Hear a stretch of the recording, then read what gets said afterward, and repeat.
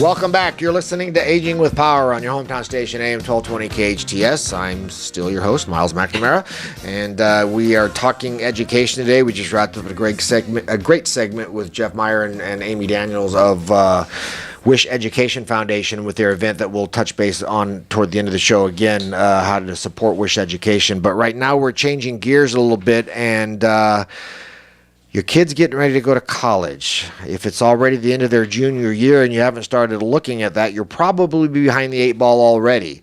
So joining me in studio is Rob Schwartz of Premier College Guidance. He's an independent college counselor, and he helps families do just that and the students themselves. Rob, again, welcome to Aging with Power. An honor and a pleasure. Thank you for having me. I'm glad you took time out of your busy schedule because this is so important. So many people are not only given misinformation, but they don't know even where to start. So let's start off a little bit about Rob. I mean, what's your background? What brought you to this point, and let's then segue into the vital information that you can give families and students. Absolutely. So I was a first generation college student. My grandparents didn't go to college. The best college advice I got came from my father, who at age 8 said, "Robert, don't be a schmuck, go to college." And my cousin Russ, who said, and I quote, "Sky's falling." No, that's not what he said. He said, "Dude, check the box." Literally, that was the statement that propelled me to UCLA. Dude, check the box. What did that mean? That meant I wasn't going to get into UCLA, and I wasn't going to check the box on the application back when you used a piece of paper and a pen to apply to college. And, 4 or 5 dude check the boxes later, I said, fine, I'll spend the money that I don't have to not get into a school. Crazily, things happen. UC Irvine said no. UC San Diego said no. The University of Arizona never received my application because my guidance counselor lost it.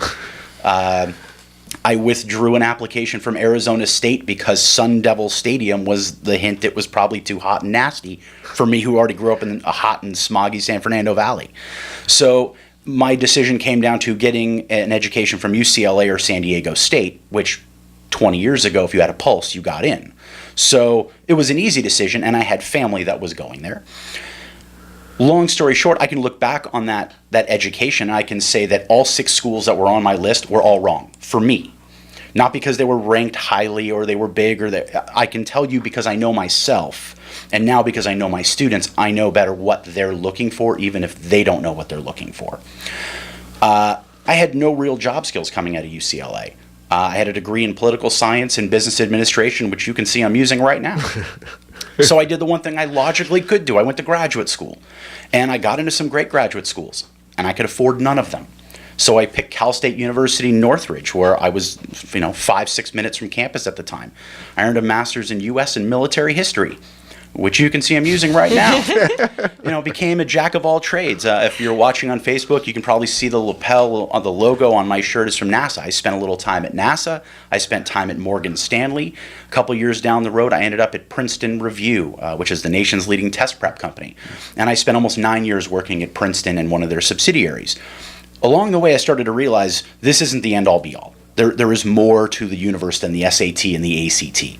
And I started to meet these independent counselors along the way, and they were really interesting people. They were doing interesting work. They were making a difference. And I thought to myself, gosh, if I only had someone like this when I was 16 or 17, I could have been a totally different person with a totally different trajectory.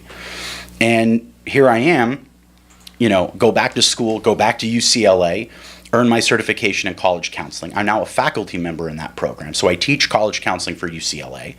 And I work with students literally from Sacramento to Orange County on making sure they understand what are the realities of the college universe. Because you said something really interesting, Miles. You said misinformation. Boy, you could not have hit that on the head better.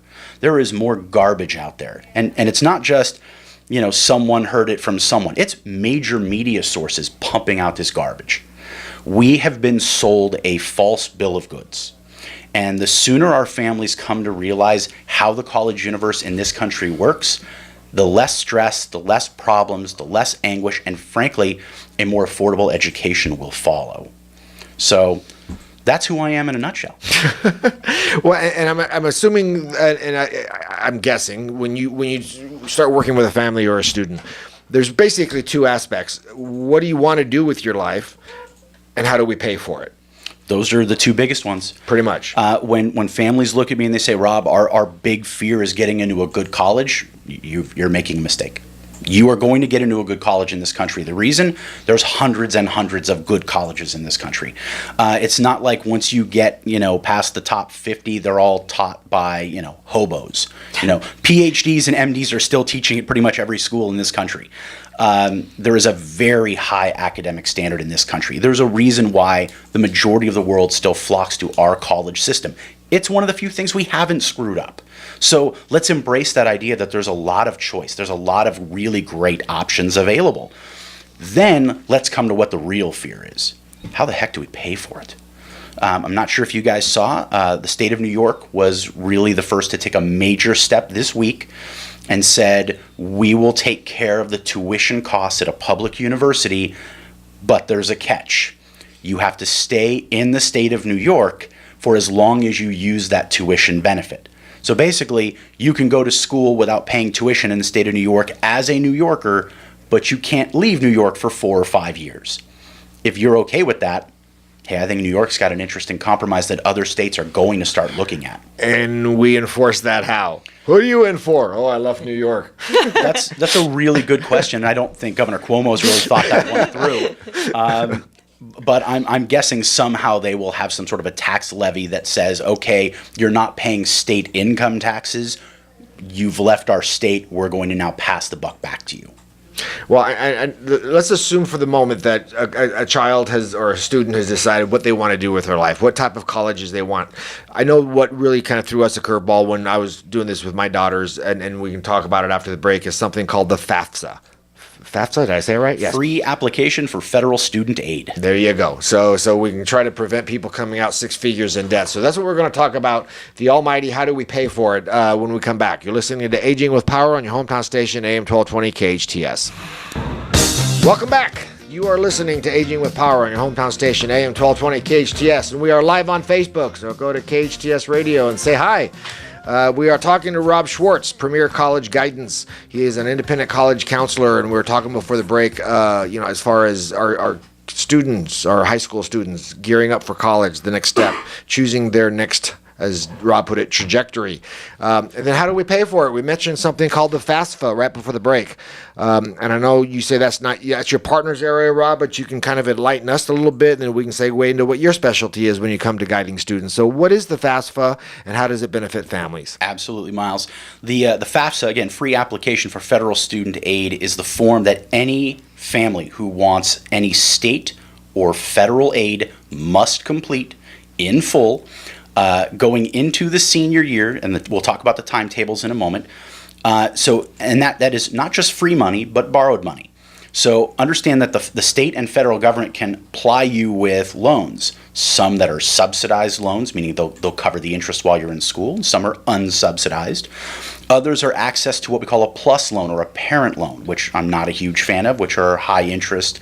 You're paying them right off the bat, and it's the parent borrowing that money, as opposed to the student borrowing that money, which are Stafford and Perkins loans. We won't go into details today. Along with some state sponsored grants and scholarships. You have the Cal Grant here in California, which means if you stay in state and you qualify for a Cal Grant, that money is free, you never have to pay it back. And the Pell Grant, which is from the national government, which means anywhere in the United States, that grant will stay with you. The problem here is the amount of money that we see on our expected family contribution. We filled out our FAFSA. The Department of Education standards have looked it over. They sent back the number and said, this is what we think you can afford, is never what we actually think we can afford. I believe all my fellow panelists here would agree with me. There's sane and there's what you've been asked for, and it's not sane. So here's the big catch, and this is what I want your listeners to be aware of. If we go back just 2 years, the strategy for 40 years before that was, we're in the senior year, we start applying to college in October, November, December, and then January, the window to file the FAFSA opens. And we would estimate our taxes that we would be filing that year in April from the income we made the year before. It's a big guess. Well, the Obama administration changed this program, and I think for the better, and said, you don't have to do that anymore. We're going to let you file beginning October 1st of the senior year using the taxes you filed in April the prior year. Or let me rephrase that. If it's 2017 and it's October this coming year, you would be filing your financial aid paperwork using the taxes you filed this April, which is the income you earned the year before. Which means for you to plan financial aid out, you need to be looking 2 years in advance of graduation. And if you're not, you're making a mistake. Because like I said earlier, if your fear is getting into a good school, you're going to get into a good school. Don't freak out about that. You might have to change your judgment of what a good school is. But more importantly is, can you get out without, paying off your student loans until you're 65? Right. I can tell you I borrowed just under $23,000 over just short of 5 years. I, thank goodness, paid off my student loan last month. I'll be 42 in a couple weeks. So that gives you an idea of, that was responsible borrowing 20 years ago. And I just paid it off in my early 40s. We've got kids who will never pay off a student loan in certain circumstances. Or we have parents who they plan to retire at 65, 66, 68, who will now work to 70, 75. This is insane. We're talking about a bachelor's degree. Let's not get crazy here. This isn't your PhD, this isn't your MD, this isn't your JD. This is your entry degree in college. Go where you're going to get a reasonably good education, where you can study what it is you really want to study. Don't compromise there. In an environment where you're going to be comfortable, and one where you say, you know what, I'm getting a reasonable, fair shake based on what my family can actually afford, not what the government says I can afford. Right. And Jeff asked a good question during the break. The FAFSA, is it mandatory if you pretty much know that you're not going to qualify, but you're really going after the merit-based scholarships? By and large, the answer is no. You do not have to complete a FAFSA. There are certain schools that will ask you to do it as part of their merit programs, but it's very rare. If you do not feel there is any way, shape, or form you are going to attract schools, okay, fine, there's no reason. And let me give you some circumstances where that's true. If your household income is above, let's say, $200,000 to $250,000, you're not qualifying for any need-based aid. However, for the family that, let's say, is above $500,000 a year, you fall into a new category. I just wrote an article about this that talks about how colleges are starting to move their financial aid assets away from needy families, which is incredibly sad, to families that are now financial targets for the school. So we had a family, as an example, who we worked with a couple years ago, who was an executive at a Fortune 500 company, makes a disturbing amount of money, whose kid applied to Santa Clara University in Northern California, a great private Jesuit school. The student had a 3.9 GPA and about a 85th percentile for the SAT. Very good student. About a tick above average at Santa Clara. The family was offered a $35,000 merit scholarship. Why? There's only one reason. It was to get to dad. Yeah. Dad's got big bucks. We need big bucks. Colleges need big bucks. We're all competing against one another, right? This is where the trend of the financial universe is going. So it's just one more difficulty that lower or lower middle income families have to deal with, which is why it is so vital they plan early. And are students relegated to, you've got a lot of kids who are basically on their own, but yet they still have to turn in all their parents' financial information. When in reality, they're on their own. When do you draw that line that says, you know what, this kid is on his own, we don't need the parents' background? 24. So it doesn't matter. It's a hard and fast line unless you have an emancipation prior to the age of 18, and even that is suspect sometimes. So there's a lot of different rules that go into financial aid, and this is really where you'd be talking to my partner, Trevor. He's the financial whiz of our firm. There's even a different form, which we won't really cover in any detail, that about 400 private schools use called the CSS profile. The biggest difference between those two forms, in the FAFSA, your primary residence, I don't care if you have negative equity or $1 million of equity, it's irrelevant. It doesn't figure into the formula. In the CSS profile, it's an asset they can have you borrow against. So there's things that you need to be aware of as a parent. And if you're going to simply disconnect yourself, it doesn't excuse you from this process. This is a right, not a privilege. You know, you have to go out and earn this opportunity. And colleges don't see this as some sort of an obligation that, oh, well, your parents decided not to contribute, we're going to help you. Right. That's not how it works. All right, we're going to take our next break. We'll come back. We'll get some closing remarks on Rob. If we're from Rob, and if you've discovered anything about what we don't know, what we don't know, and if you thought about doing this alone, you may want to reconsider that. So when we come back, closing remarks from Rob, we'll see how we can get a hold of Rob and help navigate this, and then some closing remarks from Jeff and Amy with the upcoming Wish Education Foundation event.